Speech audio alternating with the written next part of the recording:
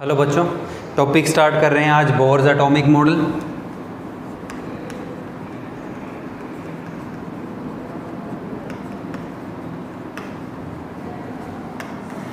Bore का जो atomic model है ये based on Planck's quantum theory and classical mechanics. ये भाई फिजिक्स में आप पढ़ोगे क्लासिकल मैकेनिक्स और मॉडर्न मैकेनिक्स, ठीक है।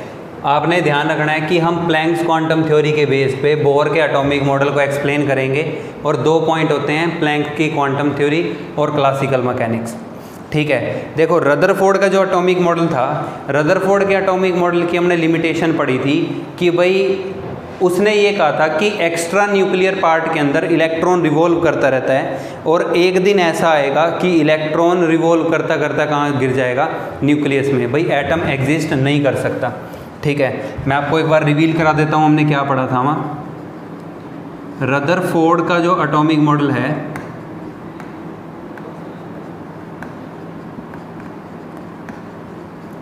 रदरफोर्ड के एटॉमिक मॉडल में हमने ये पढ़ा था कि electron in extra nuclear part is revolving and while revolving it will lose energy and will fall in nucleus। वहाँ पे हमने रदरफोर्ड के एटॉमिक मॉडल में ये उसकी लिमिटेशन पढ़ी थी।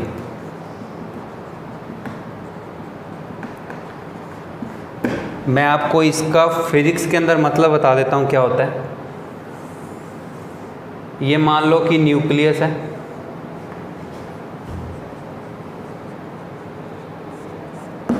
ठीक है। ये हमारा एक्स्ट्रा न्यूक्लियर पार्ट है,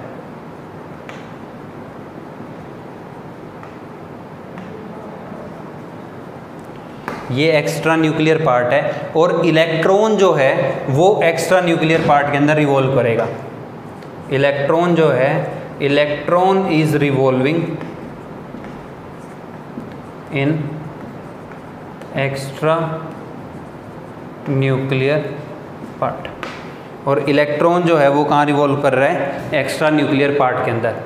अब देखो ये सर्कुलर पाथ है,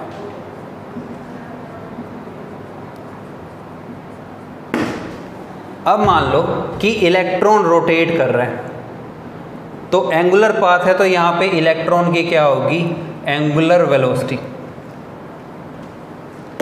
सर्कुलर पाथ है तो सर्कुलर पाथ के अंदर आप क्या स्टडी करते हैं, एंगुलर वेलोसिटी स्टडी करते हैं, ठीक है। अब मान लो कि इलेक्ट्रॉन यहाँ पे घूम रहा है ऐसे। अब देखो जब आप बाइक चलाते हो तो आप कभी नोट करना, अगर मान लो कि कोई मोड़ आ रहा है, ठीक है, तो अगर मान लो कि मोड़ से पहले आपको आपकी जो स्पीड थी, ठीक है, वो 80 किलोमीटर पर आवर थी मोड़ आने से पहले। मान लो कि ये स्ट्रेट लाइन है, यहाँ पे ऐसे कर्व है, ठीक है। तो यहाँ पे अगर आपको कर्व में मुड़ना है तो कर्व में मुड़ने के लिए अगर आपको अपनी स्पीड 80 किलोमीटर पर आवर ही मेंटेन करके रखनी है तो इसका मतलब क्या है कि आपको एक्स्ट्रा एनर्जी देनी पड़ेगी। आप कभी बाइक पे ट्राई करके देखना कि जब आप मोड़ मुड़ रहे हो तो मोड़ मुड़ते हुए अगर आपकी जो पहले स्पीड थी उतनी ही स्पीड मेंटेन करके रखनी है तो आपको ज़्यादा एनर्जी देनी पड़ेगी या आपको एनर्जी अपनी यूज़ करनी पड़ेगी, ठीक है। मान लो कि पहले जो इलेक्ट्रॉन है उसकी जो एनर्जी थी वो E1 थी। अब उसने क्या करा कि सर्कुलर पाथ में सर्कुलर जो मोशन है उसको मेंटेन करके रखने के लिए क्या करा, एनर्जी को लॉस कर दिया, ठीक है। ड्यूरिंग रिवॉल्वेशन इलेक्ट्रॉन क्या करेगा, सर्कुलर पॉइंट पे अपनी एक्सेलरेशन को उतना ही रखने के लिए एनर्जी को क्या कर देगा, लॉस कर देगा। एक दिन ऐसा आएगा भाई कि इलेक्ट्रॉन को लॉस करता करता कहाँ गिर जाएगा, न्यूक्लियस में, ठीक है। तो रदरफोर्ड ने जो एक्सप्लेनेशन दी वो गलत थी, क्योंकि यहाँ से तो ये पॉइंट क्लियर हो गया कि एटम एग्जिस्ट ही नहीं करता। अगर एटम एग्जिस्ट नहीं करता तो बिल्डिंग कैसे खड़ी है, ये फ़ोन कैसे चल रहे हैं, ठीक है, वीडियो कैसे बन रही हैं। तो अब इस केस के अंदर इसका मतलब क्या है कि जो रदरफोर्ड का एटॉमिक मॉडल है इसकी लिमिटेशन थी, और इस लिमिटेशन को ओवरकम करने के लिए बोहर ने अपना एटॉमिक मॉडल दिया था। मैं आपको ये पॉइंट एक बार यहाँ लिख के दे देता हूँ। पॉइंट ये है, टू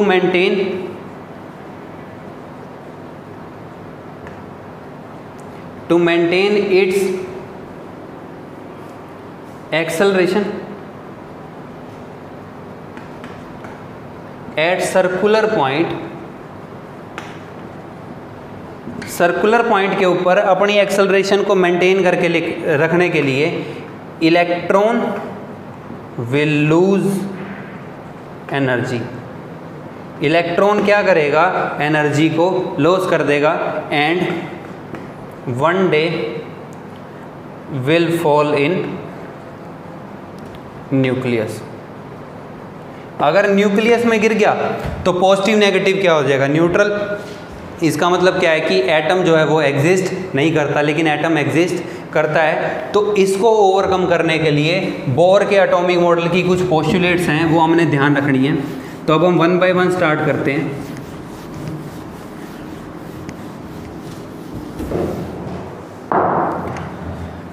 पॉइंट ये है, to overcome limitations of Bohr's atomic model. Bohr के एटॉमिक मॉडल की लिमिटेशन को ओवरकम करने के लिए Rutherford's atomic model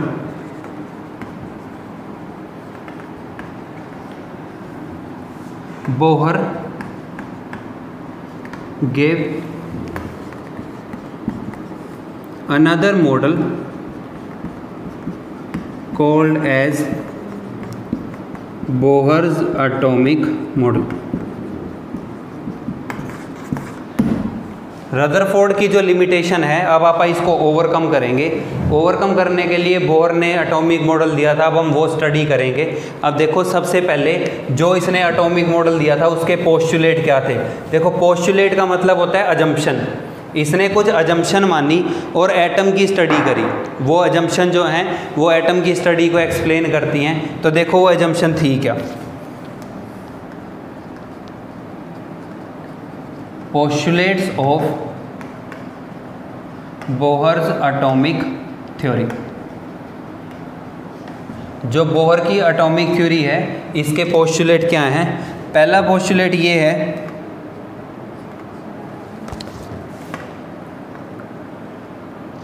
electron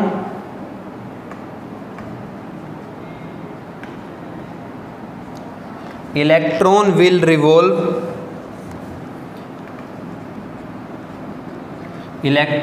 revolve around nucleus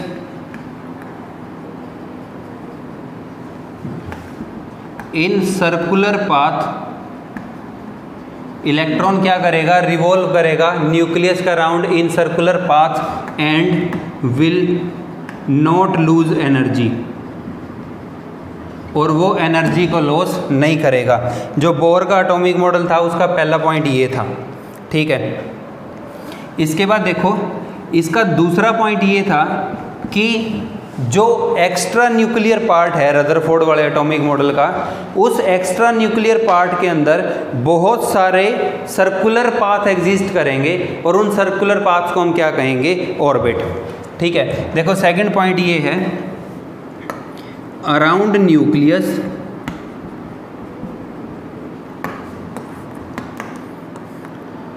in extra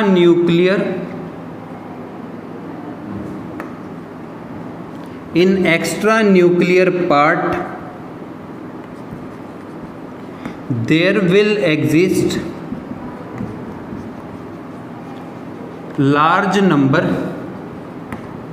there will exist infinite number of fixed circular path and these paths are called as orbits। Nucleus के चारों तरफ extra nuclear part में बहुत सारे सर्कुलर पाथ एग्जिस्ट करेंगे और उन circular path को आप क्या कहेंगे, ऑर्बिट, और इलेक्ट्रॉन जो है वो उन्हीं ऑर्बिट्स के अंदर रिवॉल्व करेगा। ठीक है, ऑर्बिट्स और एनर्जी लेवल्स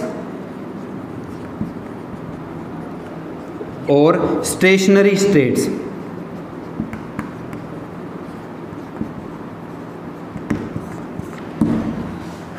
ठीक है, न्यूक्लियस के चारों तरफ लार्ज नंबर नहीं, infinite number of fix circular path exist करेंगे और इन सर्कुलर पाथ को हम क्या कहेंगे, ऑर्बिट्स, एनर्जी लेवल्स और states.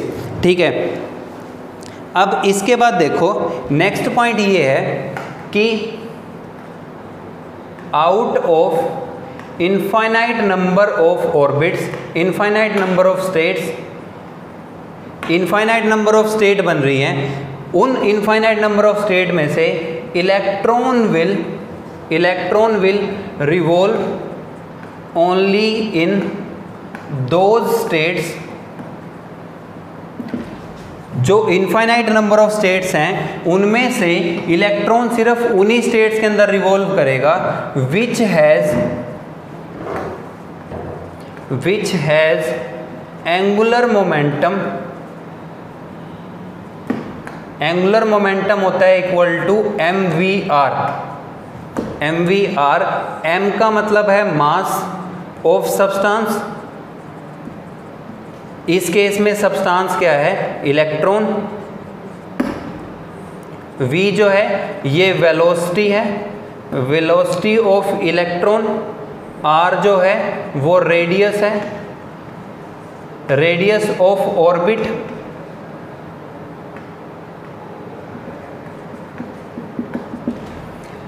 Out of infinite number of states, वो जो infinite number of states exist कर रही हैं, इलेक्ट्रॉन सिर्फ उसी स्टेट के अंदर रिवॉल्व करेगा जिसका एंगुलर मोमेंटम जो है is equal to multiple of, whole number लिख लो, whole number multiple of h/2π। भाई जो बहुत सारे ऑर्बिट एग्जिस्ट कर रहे हैं या बहुत सारी एनर्जी स्टेट एग्जिस्ट कर रही हैं, उन एनर्जी स्टेट्स में से इलेक्ट्रॉन सिर्फ उसी एनर्जी स्टेट के अंदर रिवॉल्व करेगा जिसका जो एंगुलर मोमेंटम है वो किसके इक्वल होगा, h/2π के, या इसके क्या होगा, होल नंबर मल्टीपल के इक्वल होगा। mvr is equal to n into h/2π, nh/2π। h जो है ये प्लैंक्स कांस्टेंट है,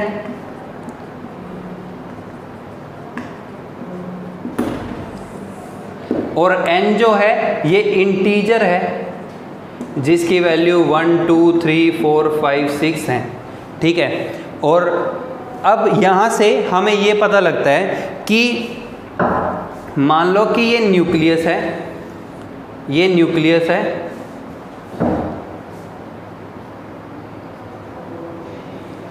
पहले तो उसने ये कहा कि भाई बहुत सारी स्टेट है। ठीक है, इसको हम कहते हैं फिक्स पाथ और ऑर्बिट। और एक्स्ट्रा न्यूक्लियर पार्ट के अंदर इनफाइनाइट नंबर ऑफ क्या एग्जिस्ट करते हैं, ऑर्बिट रिवॉल्व एग्जिस्ट करते हैं। ठीक है, अब इन इनफाइनाइट नंबर ऑफ ऑर्बिट में से इलेक्ट्रॉन सिर्फ उसी ऑर्बिट में रिवॉल्व करेगा जिसका एंगुलर मोमेंटम mvr जो है वो किसके इक्वल होगा, h/2π के, या इसके किसी होल नंबर मल्टीपल के बराबर होगा। ठीक है, तो इसका मतलब क्या है कि जो हमारे पास पाथ हैं वो क्या हो जाएंगे, फिक्स हो जाएंगे। तो अब देखो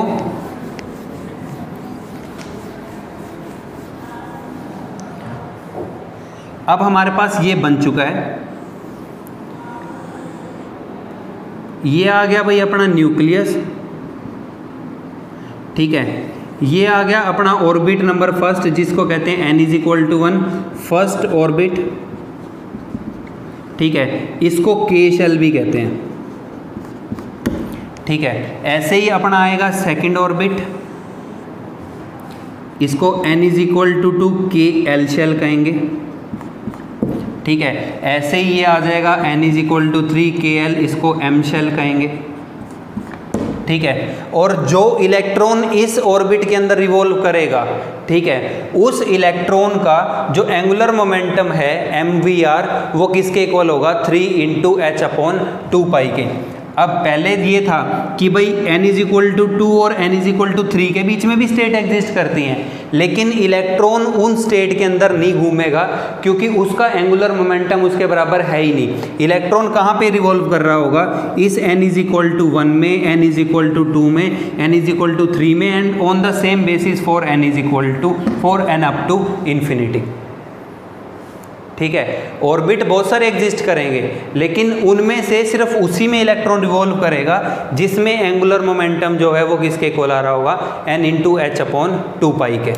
ठीक है, अब देखो यहाँ से आपको ये पता लग गया कि भाई जो ये पाथ हैं, फिक्स पाथ हैं, इनको हम क्या कहते हैं, ऑर्बिट कहते हैं। ठीक है, ये ऐसे बनेगा n = 1 2 3 4 and up to infinity, n = 1k 2l 3m 4n and up to so on. अब इसके बाद देखो, अब बात ये आती है कि भाई हर एक स्टेट जो है, ठीक है, जो ये हर एक ऑर्बिट है, इस ऑर्बिट की जो एनर्जी है वो क्या होगी, फिक्स होगी। ठीक है भाई, अब हम इसके अंदर नेक्स्ट पॉइंट स्टडी करते हैं। तो अपना नेक्स्ट पॉइंट ये आ जाएगा कि every orbit has its fix energy, और जो इलेक्ट्रॉन रिवॉल्व कर रहा है उस इलेक्ट्रॉन की जो एनर्जी है वो उसी ऑर्बिट की एनर्जी के बराबर होगी। देखो मैं आपको पॉइंट बताता हूँ क्या है। अब फोर्थ पॉइंट हमारे पास ये है कि every orbit has its fix value of energy and energy of electron in that orbit is equal to energy of orbit।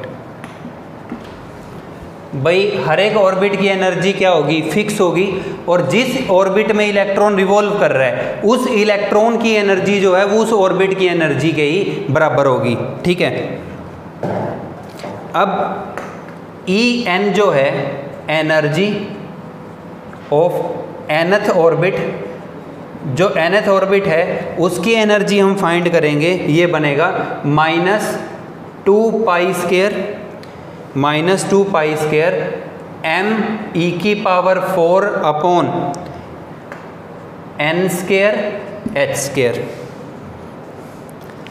यहाँ पे m जो है ये मास ऑफ इलेक्ट्रॉन है, E जो है ये चार्ज ऑफ इलेक्ट्रॉन है, ये आपको वैल्यू पता है। मास ऑफ इलेक्ट्रॉन कितना होता है, 9.1 × 10⁻⁻28 ग्राम। ठीक है, चार्ज ऑफ इलेक्ट्रॉन कितना होता है, -1.6 × 10⁻⁻19 कूलम। ठीक है, अब आप ये वैल्यूज़ यहाँ पे रख सकते हो। n जो है ये ऑर्बिट नंबर है, ठीक है, n जो है, h जो है यहाँ पे ये h, ये प्लैंक्स कांस्टेंट है।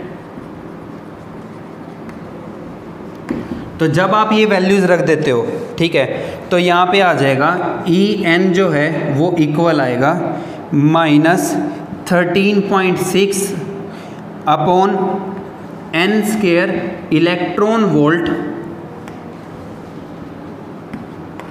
इलेक्ट्रॉन वोल्ट पर एटम।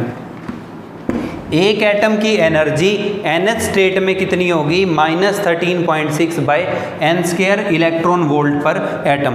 ठीक है, आप इसको कन्वर्ट भी कर सकते हो और यूनिट में भी, तो ये बन जाएगा -1312/n² किलो जूल पर मोल। किलो जूल पर मोल। अगर एक एटम की एनर्जी पूछ रहे हैं तो आप ये वाला फॉर्मूला यूज़ करोगे, अगर एक मोल की एनर्जी पूछ रहे हैं तो आप ये वाला फॉर्मूला यूज़ करोगे। हाँ, आप ये कन्वर्जन ऐसे भी लिख सकते हो कि एक इलेक्ट्रॉन वोल्ट जो है वो इक्वल आ रहा होगा 1.6 × 10⁻⁻19 कूलम, -19 जूल के। 1 इलेक्ट्रॉन वोल्ट जो है वो इक्वल होता है 1.6 × 10⁻⁻19 जूल के। तो भाई अगर एनर्जी जूल में निकालनी है तो En is equal to -21.8 into 10⁻⁻19 joule पर एटम। अगर एनर्जी एटम की निकालनी है, सिर्फ एक एटम के कॉरस्पॉन्डिंगली, तो भाई आप ये फॉर्मूला यूज़ करोगे। अगर एक मोल के कॉरस्पॉन्डिंगली निकालनी है तो ये फॉर्मूला यूज़ करोगे। ठीक है, तो भाई ये हमारे पास ऑर्बिट की एनर्जी फाइंड करने का फॉर्मूला है। अब आप देखो कौन सी वैल्यू ग्रेटर होगी भाई, कौन सी वैल्यू छोटी होगी। अब इस केस के अंदर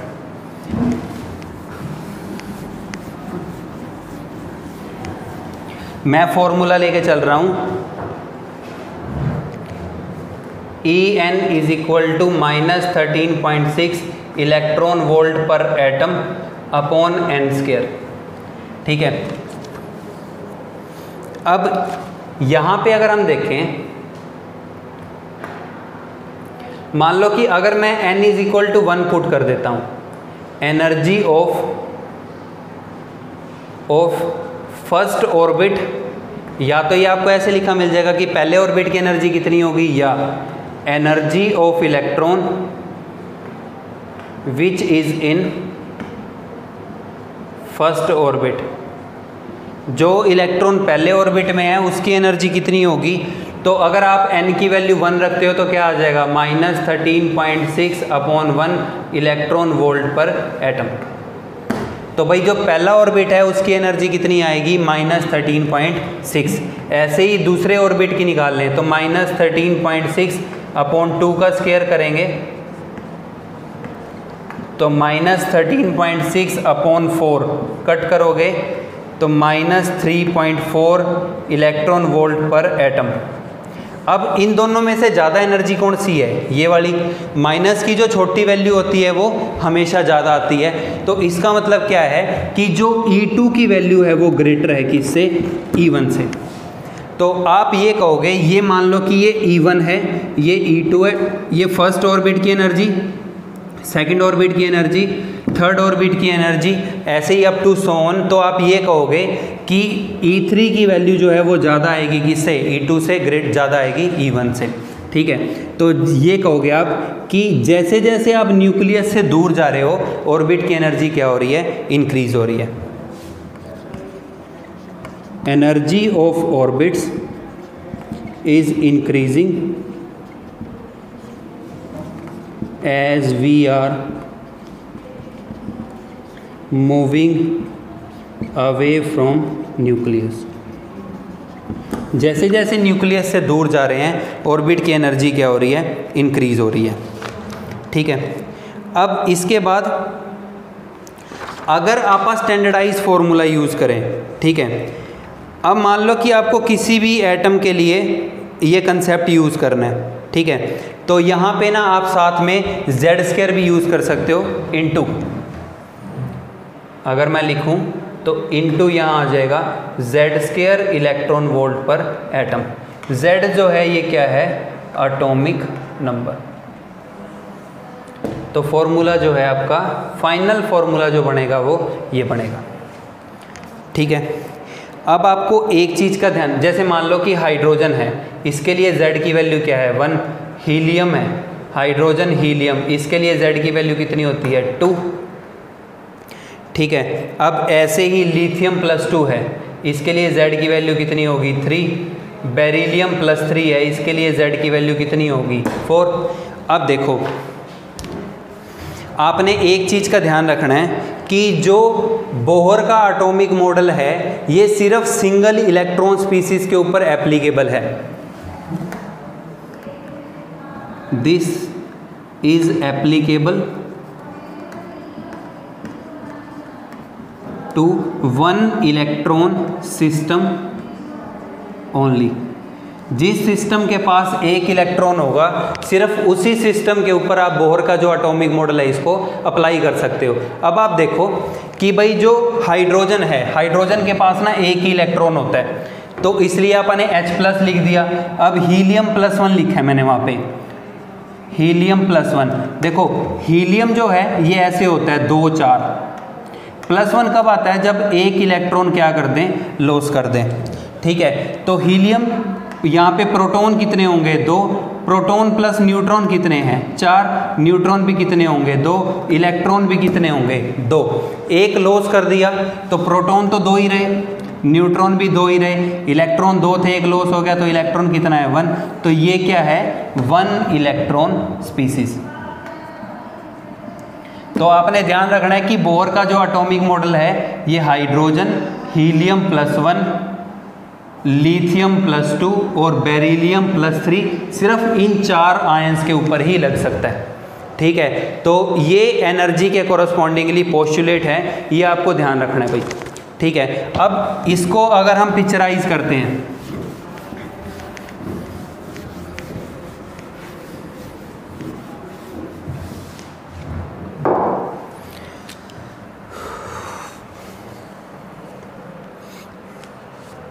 अब अगर बात आती है रेडियस की, फिर इसके बाद 5th पॉइंट है radius of any orbit. Radius of any orbit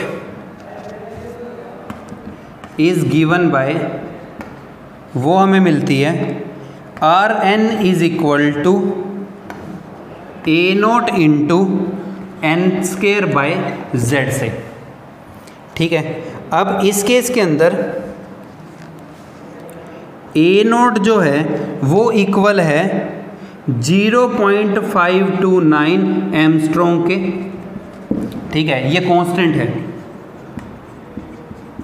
और इसकी वैल्यू फिक्स है 0.529 एंगस्ट्रॉम या 52.9 पिकोमीटर। इसको मैं पूरा लिख देता हूँ आपको, पिकोमीटर। ठीक है, या 0.0529 नैनोमीटर। ठीक है, फिर वही n जो है ऑर्बिट नंबर है, z क्या है? एटॉमिक नंबर है। मान लो कि वो आपको ये कह दे, आपको क्वेश्चन आ जाता है, क्वेश्चन में वो आपको ये कह दे कि find radius of 4th orbit, find radius of 4th orbit of lithium +2 ion. Lithium +2 ion के 4th ऑर्बिट की जो रेडियस है आप वो फाइंड करो कितनी आएगी। तो रेडियस का फॉर्मूला क्या है? Rn is equal to A0 into n² by z। A0 is 0.529 angstrom into n की वैल्यू कितनी कह रहा है? वो 4th ऑर्बिट कह रहा है ना, that is n is equal to 4। तो 4 का स्क्वायर करोगे अपॉन लिथियम के लिए z की वैल्यू कितनी होती है? 3। तो 0.529 इंटू 16/3 एंगस्ट्रॉम कितना होता है? 10⁻⁻10 मीटर। तो भाई आप यहाँ से किसी भी ऑर्बिट जो है उसकी एनर्जी को, सॉरी रेडियस को फाइंड कर सकते हो, ऐसे ही आप एनर्जी को भी फाइंड कर सकते हो। ठीक है, तो भाई रेडियस और एनर्जी का जो कंसेप्ट है वो यहाँ पे पूरा होता है। अब देखो एक पॉइंट और आता है कि भाई अगर आपको वेलोसिटी फाइंड करनी है, ठीक है, उसके बाद नेक्स्ट है 6th पॉइंट है velocity of electron in nth orbit. किसी भी nth ऑर्बिट में इलेक्ट्रॉन की वेलोसिटी कितनी होगी? तो देखो वेलोसिटी का भी मैं आपको स्टैंडर्डाइज फॉर्मूला बता देता हूँ, that Vn is equal to V0 into z by n. V0 into z by n. जो V0 है ये कांस्टेंट है और इसकी वैल्यू 2.188 इंटू 10⁸ सेंटीमीटर पर सेकंड है। ठीक है, अब मान लो कि वो आपको ये कह दे कि भाई 4th ऑर्बिट की रेडियस निकालो, सेम क्वेश्चन आ जाए, तो भाई आप कांस्टेंट रख सकते हो, n की वैल्यू रख सकते हो, z की रख सकते हो। तो आप किसी भी ऑर्बिट की जो रेडियस है, सॉरी वेलोसिटी है, जो यहाँ से फाइंड कर सकते हो। ठीक है, तो भाई ये कंसेप्ट है, ये बेसिक पॉइंट हैं इसके।